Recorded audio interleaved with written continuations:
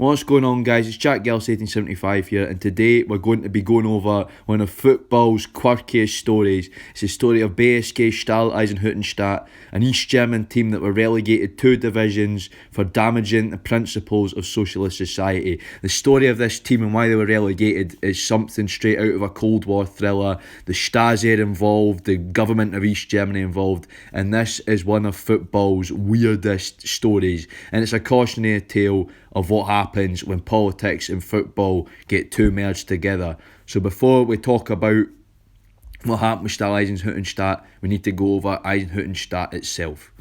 Before we talk about the story of Stahl Eisenhüttenstadt, we need to talk about Eisenhüttenstadt as a place, as a city, because this is very important to the story and why the Stasi and the East German government got so involved with the team.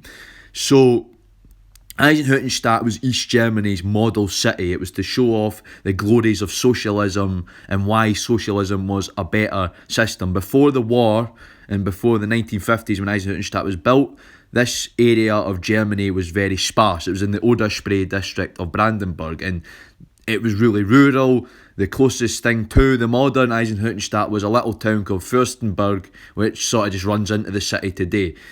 After the war, when East Germany started to rapidly industrialise to rebuild because the Soviets had more or less obliterated the place, pushing in the Second World War, they needed to build more infrastructure. So they picked Fürstenberg to build a massive ironworks. And that's what Eisenhüttenstadt means. It means ironworks city.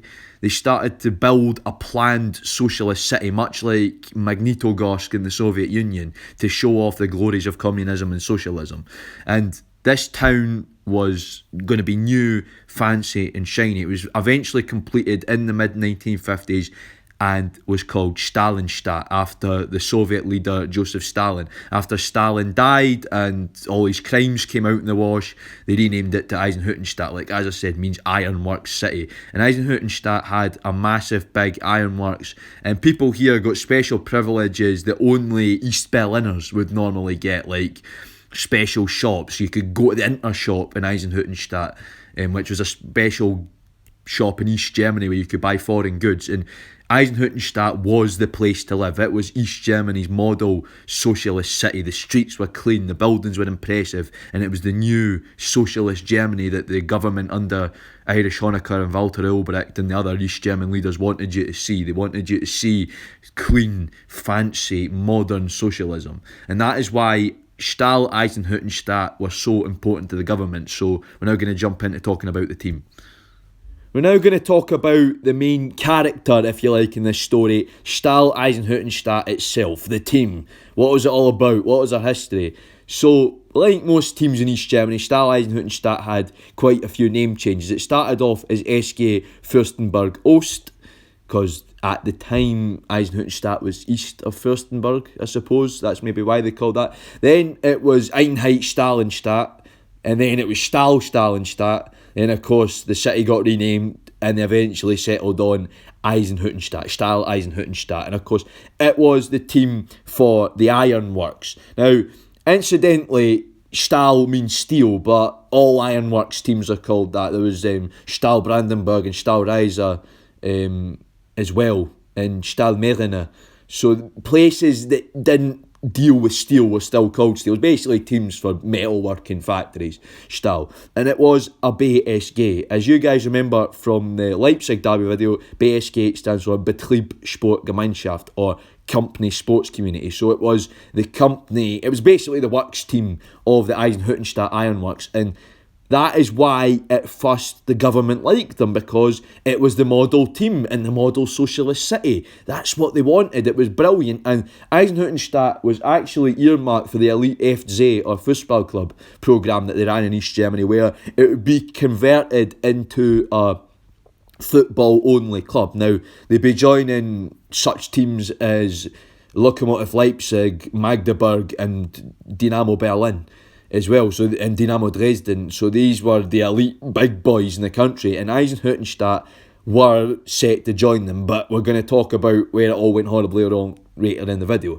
So basically, Eisenhüttenstadt were formed as Fürstenberg Ost, and then gradually, as time went on, they became the Ironworks team. And that is why the government, and specifically the local party in the Frankfurt and the Oder district of East Germany at the time, really liked this team because it was the big socialist team in the big socialist city. Because every model socialist city needs a model socialist team. That's just the way these things work in the Eastern Bloc and the Warsaw Pact. So that is why Eisenhüttenstadt, from the very start, was involved in the political landscape of East Germany. We're now going to move on to talking about politics and football in East Germany. We now move on to another important element of our story, which is politics and football in East Germany. As you guys know, East Germany was a police state, and one of the most surveilled countries in the history of the world. So it should come as little surprise that football was also under the microscope and also tightly controlled in East Germany. The state had more power over football than the Deutsche Fußballverband, the East German FA, had itself. So basically, the government had the final say-so on what happened in football.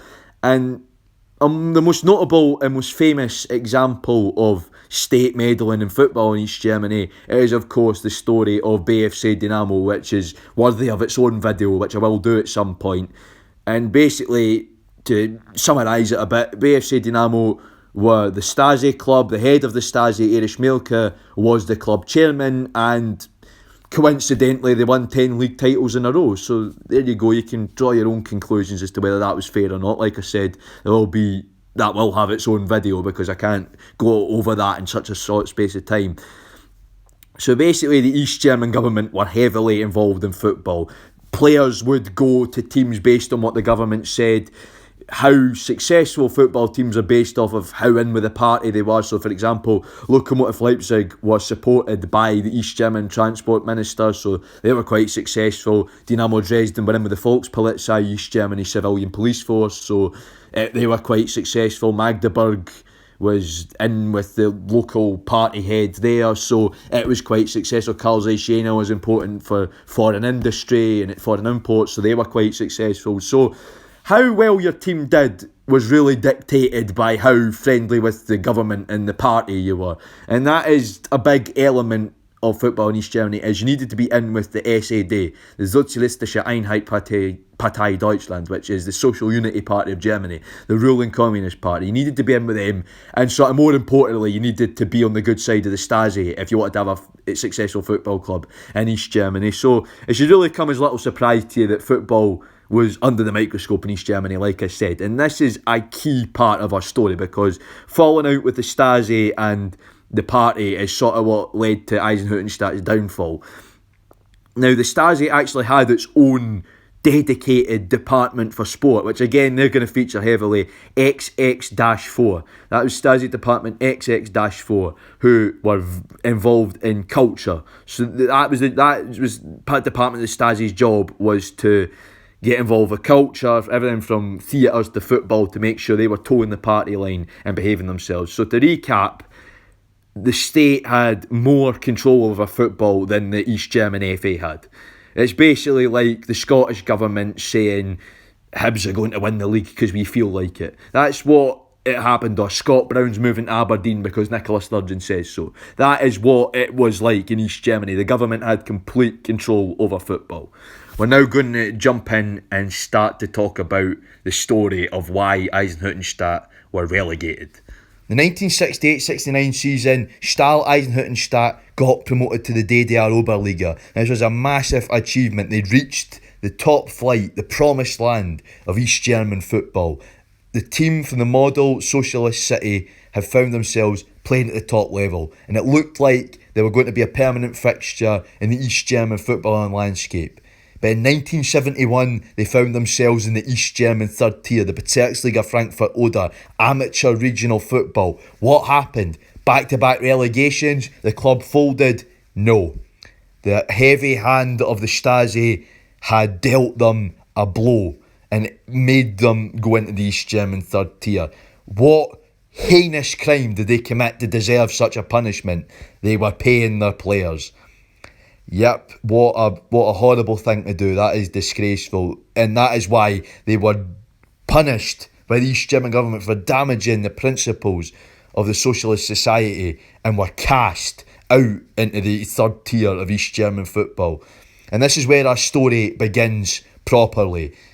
Stahl, Eisenhüttenstadt paid their players, which is a horrible crime in East Germany, but it was more than that. Upsetting local party leadership. It was all involved like some Stasi Cold War thriller, and a Stasi sting dealt Eisenhüttenstadt this blow. This is where our story begins, and we're now going to move on to talking about the paying the players situation. In 1970, the Stasi sent something was afoot at the Stadion der Hüttenwerker in Eisenhüttenstadt. The players were affording things that no normal iron worker could afford. They were buying flashy new cars. They were going to the internet shop a little more than they really should have been. So what was the jazz here? The Stasi started to investigate, and they found out the club was doing something really bad that you really shouldn't do in the socialist paradise of East Germany. They were paying their players. I know, disgraceful. So basically, East German football was technically amateur, which meant if you didn't play for a club outside of the big boys like Dynamo, either Dynamo Club or Magdeburg or something like that, you shouldn't be paid. The whole nature of the Betriebssportgemeinschaft was you were doing it voluntarily for the good of the collective and the good of the company. Now, I suppose very little teams adhered to this, but Eisenhüttenstadt just unfortunately got caught. So they were meant to be paid their wages from the ironworks, and that was it. They weren't meant to be paid anything else for playing football, but the club wanted to pay them because they got to the Oberliga, they'd stayed up, they were doing well. The Stasi were not happy about this at all. The Department XX-4 in Berlin, this is head office at Normannstrasse in East Berlin, got interested. Mielke himself, it was said to have taken an interest in the case, and Eisenhüttenstadt soon found themselves in a battle between themselves and local party leadership. It wasn't going well as the vast network of Stasi informants, which a vast proportion of which were players, went and snitched on the club hierarchy to say they're paying players. And this is where the beginning of Stahl Eisenhüttenstadt's problems really began. We're now going to move on to the disagreements with local party leadership next. Stahl Eisenhüttenstadt had done enough to upset the state before the paying the players incident as well, which also contributed in the relegation down to the third tier. So they upset the local party leadership in the Bezirk Frankfurt Oder, which you can see highlighted in green on my very helpful map that I prepared earlier. This was a district of East Germany. It's now part of modern day Brandenburg. And this was one of East Germany's most important districts because of the amount of industry it had, and also its proximity to Poland, who were a socialist ally at the time as well. So this was a very important area to East Germany, and it was sort of East Germany's it's always East Germany's version of the Ruhrgebiet in terms of all the industry it had. And that meant the local branch of the SAD, the Sozialistische Einheitspartei, in this district, the strength of the local party was rather a lot, and Stahl Eisenhüttenstadt unfortunately found themselves in the position where they'd upset people in the local party. This building here was at the time the SED and Stasi headquarters for the Frankfurt an der Oder district, so you didn't want to upset or mess with the people in this building. You want to upset them, you didn't want to mess with them because they were very powerful. Like I said, due to Frankfurt's special industrial significance, the people in this building were very powerful and you didn't want to upset them. Unfortunately, Stahl Eisenhüttenstadt did upset them, and that's why they fell to their fate. So the investigation into players getting paid was maybe prompted by this upsetting of the local party leadership that they did. So the first incident was the manager of Stahl Eisenhüttenstadt insulting Willi Stoff, who was not just the local party head, but he also just happened to be the Prime Minister of East Germany. Basically, the second most powerful man in East Germany next to, at the time, President and Party Premier Walter Ulbricht, who the players also insulted. So when they went up, Walter Ulbricht handed out, because the final for the promotion, it was sort of like the playoffs, the final for the promotion from the DDR Liga took place at the Weltjugendstadion in Berlin, which is the national stadium, and some of the players refused to shake hands with Walter Ulbricht as well when they were going up to collect their medals, which again isn't exactly a sensible idea when you want to keep in line with these people because they're bad people. And Willi Stoff was also a Vorwärts Frankfurt fan, which was the army team, and he was heavily involved with that team. So he was gunning for Eisenhüttenstadt because they were regional rivals. And this is where the corruption of state and football sort of comes into play in this story, because it was Willi Stoff apparently that ordered the Stasi investigation, and a lot of players who hadn't previously thought about working for the Stasi were very keen to inform all of a sudden, and that is what caused Eisenhüttenstadt's downfall. So what we're now going to move on to talk about is the consequences of this, and where the FA were basically powerless. So, Eisenhüttenstadt have paid their players, which is very naughty, pissed off some of the most powerful people in East Germany.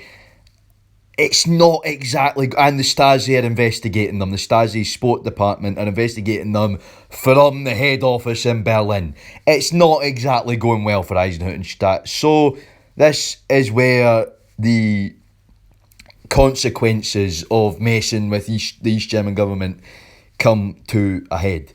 The Stahl Eisenhüttenstadt manager was arrested and detained by the Stasi. Nothing really happened to him. He was just sort of let out after a little while, kept in the local lockup. And the players that had been paid were forced to give their money back to the Ironworks, who were also quite infuriated that the team had been paying the players. Now, whether this was false anger and they knew about this and to sort of keep the heat off of them, or whether it was genuine anger, we will never know. But that is what happened.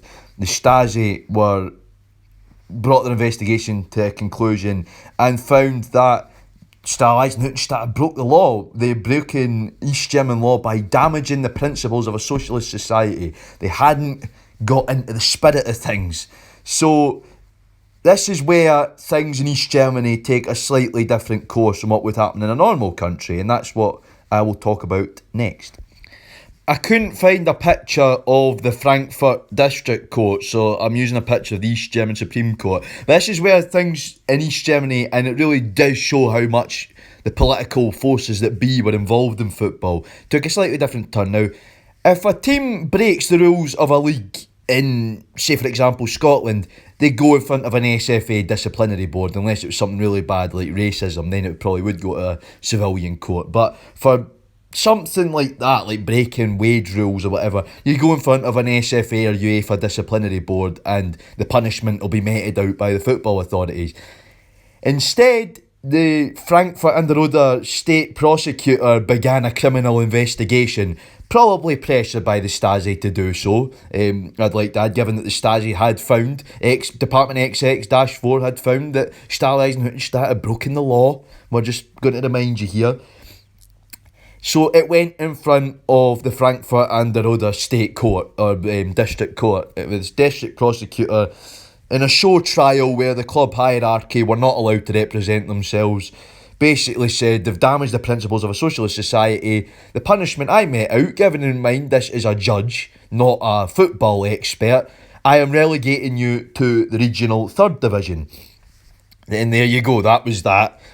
Gavelled down, and in a civilian court the fate of the team was decided. They were to be relegated to the third division, the Bezirksliga Frankfurt an der Oder. I'm now going to talk about the other side of this and why there was probably more to it than meets the eye. So as I was explaining previously in the video, the East German football authorities, the Deutsche Fußballverband, did not exactly have much power over what happened with football, and the state decided what happened with football teams and what happened with. So a notable example is Empor Leute were moved from near the Czech border all the way up to Rostock and became Empor and eventually Hansa Rostock because the government felt like it. Or Volkspolizei Dresden were moved up to Berlin because the government felt like it. That's what happened in East Germany. The FA was very much just either yes men to the government, or they were there as a formality because obviously it would look bad and UEFA wouldn't like it if the government ran football. That's what happened in East Germany. So why I think, and this is my own personal opinion, you guys can get involved in the discussion, is what I think is Stahl Eisenhüttenstadt probably were taken out the picture because the army team Vorwärts Frankfurt an der Oder were not doing so well. And that's why, and Stahl were doing better. So that's why the army team, that's what they want the army team to do better. Willi liked them also. Like I said, Willi second most powerful man in East Germany, didn't like Stahl Eisenhüttenstadt because the manager upset him. So that's probably why this happened. The players were being paid, but like I said, a lot of other teams probably did this. It's just, this was a politically, in my opinion, motivated attack on Stahl Eisenhüttenstadt. And it's a cautionary tale of what happens when the government gets too involved in football. So basically, it'd be like Neil Lennon insulting Nicola Sturgeon and then she decides that Celtic are playing in League One now. That is what this is effectively like. So it really does show how involved the East German government were in football and how powerless the FA were. So basically, Willi was a Vorwärts Frankfurt an der Oder fan. The army needed a successful team in the league. Stahl Eisenhüttenstadt were some iron workers. They weren't important. They'd already annoyed the local party leadership. So an aggravated political attack. Probably also the Stasi, who loved doing whatever the party tell them to do, got involved. And there you go. It was all about a politically motivated attack. So what happened to Stahl Eisenhüttenstadt? Well, they couldn't avoid the relegation. It happened. Then the FA decided to get involved, but on the government's behalf. The Deutsche Fußballverband said they had to give all the players up and they had to form a new squad out the factory workforce, and these other players were forcibly moved to other teams. Some were moved to other Stahl teams like Stahl Riesa, Stahl Brandenburg that were more politically acceptable. Others just were moved on to other clubs.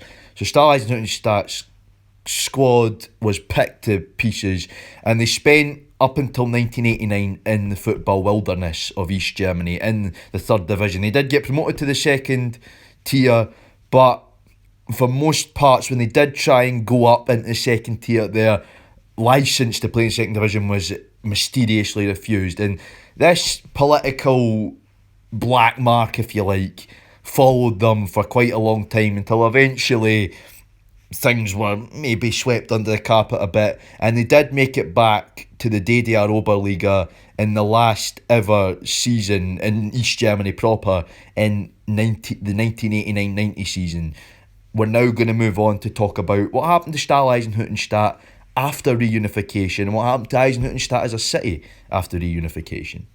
I couldn't find any pictures of Stahl Eisenhüttenstadt in the 80s or in the East Germany period at all, really. So instead, enjoy some pictures of East German football in the 80s and 90s whilst I discuss what happened to Stahl Eisenhüttenstadt. So as I said, they did make it back to the Oberliga eventually. Their grudge with the SED developed over time as Willi Stoff sort of became more powerful and the Stasi became more concerned with cheating their own team to 10 titles in a row. So Eisenhüttenstadt made it back up into the DDR Oberliga in the turning season, as we like to call it, in 1989-90.